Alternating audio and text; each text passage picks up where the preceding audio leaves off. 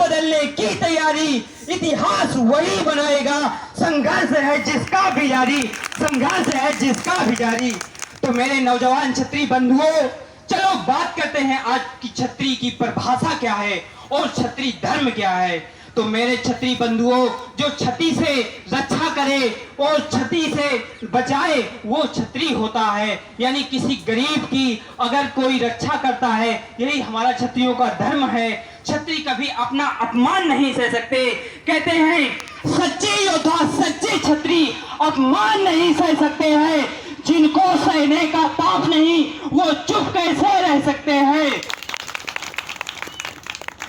छत्री कभी किसी के साथ ना तो अन्याय करता है ना अत्याचार करता है, ना ही अगर किसी गरीब पर या किसी अन्य समाज पर भी अत्याचार हो रहा है तो उसे रोकने का जो कार्य करता है वही छत्री है। असल में वही छत्री धर्म है। और छत्री धर्म बंधुओं, ये छत्री धर्म तो युगों युगों से छत्री धर्म हमें यही संदेश देता आ रहा है कि गरीब, गाय, ब्राह्मण और अबला नारी की रक्षा करना ही क्षत्रियों का धर्म है, परम कर्तव्य है।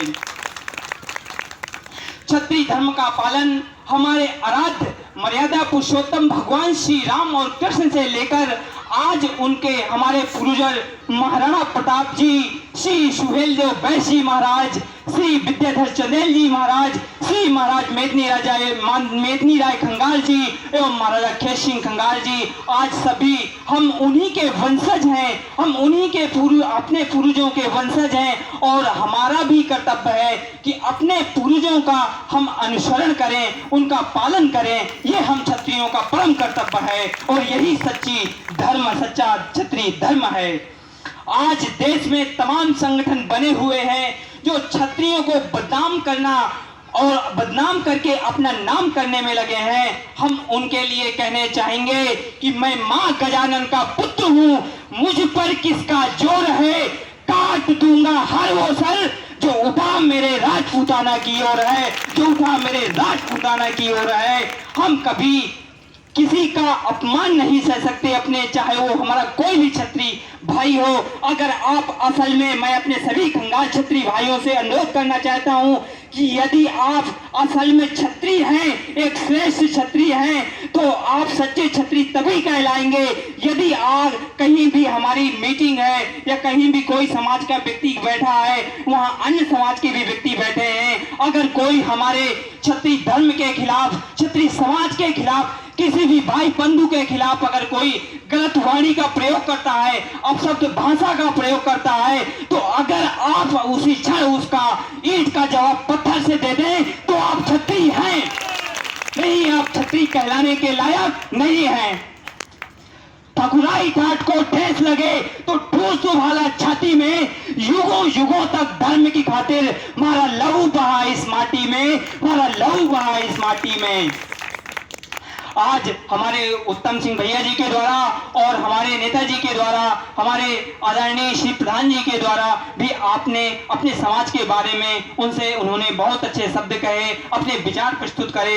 हम उनके सभी विचारों का सम्मान करते हैं। उन्होंने बताया हमारे जो आज बहुत समय से हो गया बताना कि हमारे महाराजा खेत सिंह जी के बारे में ये हैं क्या। हमारे राजपूत भाई बहुत यहाँ बैठे हैं जो अपने क्षत्रिय धर्म को नहीं जानते, अपने महाराजा पूर्वजों को नहीं जानते, केवल जानते हैं तो महाराजा खेत सिंह जी को ही जानते हैं। हम इन्हें अपने पूर्वजों के, हमें अपने प्रत्येक पूर्वजों को अपने हमेशा, आज ही जयंती के दिन ही नहीं, हमें हमेशा उनका स्मरण करना चाहिए और यह संदेश अपने प्रत्येक बच्चों को बजाना चाहिए कि ये हमारे पूर्वज हैं। हमारे पूर्वजों ने अपने इस देश के खातिर 565 रियासतों का दान दे दिया।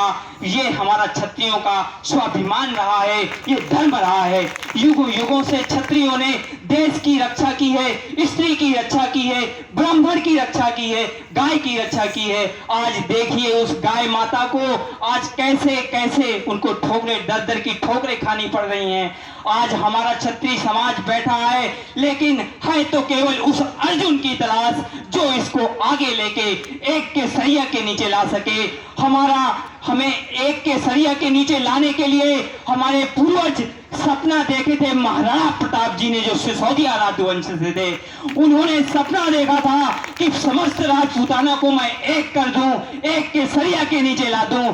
लेकिन हमारी ही क्षत्रिय समाज में क्या हर कौम में व्यक्ति होता है जो समाज के साथ गद्दारी करता है, और वो समाज हर समाज जानता है ऐसे कौन से व्यक्ति होते हैं जो हमारे समाज को मैला करते हैं।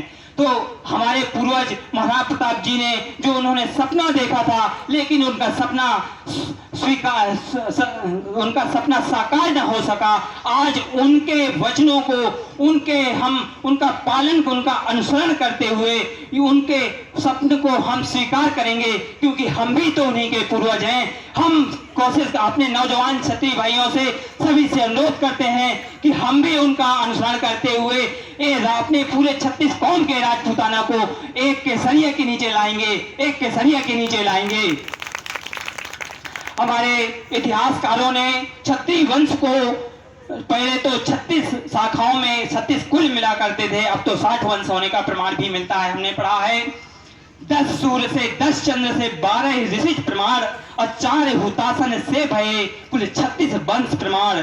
भौम वंश के ढाकरे टांक नाग उन्मान और चौहानी 24 बटी कुल 60 वंश प्रमाण। इस प्रकार हमारे 60 वंशों का प्रमाण भी मिलता है। जैसे चौहान वंशों की हमारी 24 शाखाएं हैं, चौहान वंशों से हमारे भदौरिया राजपूतों का निकास हुआ है। इसी प्रकार हमारे बहुत से क्षत्रिय बंधु हैं। हमारे महाराज विद्याधर चंदेल जी, हमारे इस जुझौती खंड में आज जो ये बुंदेलखंड है, पहले यहाँ पर हमारे चंदेल राजपूतों का शासक था। जब चंदेल राजपूतों का यहाँ शासक था, तब इसी धरा को जेजाक भुक्ति के नाम से जाना जाता था, जो यहाँ पर बहुत ही वीरता पूर्वक राजा परमर्दी देव चंदेल जी ने महोबा पर शासन किया, अपने पराक्रम और वीरता का परिचय दिया। और इनके बाद फिर जब जैसा उत्तम भैया जी ने बताया, उस समय दिल्ली में हमारे सम्राट पृथ्वीराज चौहान जी का शासन था। और जब पृथ्वीराज चौहान जी वहां से आते हैं और इनकी मित्रता हमारे महाराज खेत सिंह खंगार जी से होती है, और ये साथ में ही इस महोबा का युद्ध लड़ते हैं। और युद्ध लड़ने के उपरांत फिर महाराजा पृथ्वीराज चौहान जी से महाराजा खेत सिंह जी को गढ़कुंडार का राजा नियुक्त करते हैं। और ये महाराजा खेत सिंह जी जब मोहम्मद गौरी भारत पर आक्रमण करता है और पृथ्वीराज चौहान जी प्रथम बार तो ये विजयी हो जाते हैं, लेकिन दूसरी बार वो आताताई आता है और हमारे पूजनीय आदरणीय हमारे सम्राट पृथ्वीराज चौहान जी को बंदी बनाकर ले जाता है और बुरी तरह प्रताड़ित करता है। और जब उनका निधन हो जाता, उन निधन के उपरांत फिर हमारे महाराजा खेत सिंह जी दिल्ली यहाँ के गढ़कुंडार के शासन नियुक्त होते हैं, और ये गढ़कुंडार का शासन फिर चला। फिर इनके बाद बुंदेला राजाओं का, काशी के बुंदेला राजाओं का शासन आता है, फिर वो शासन करते हैं यहाँ पे।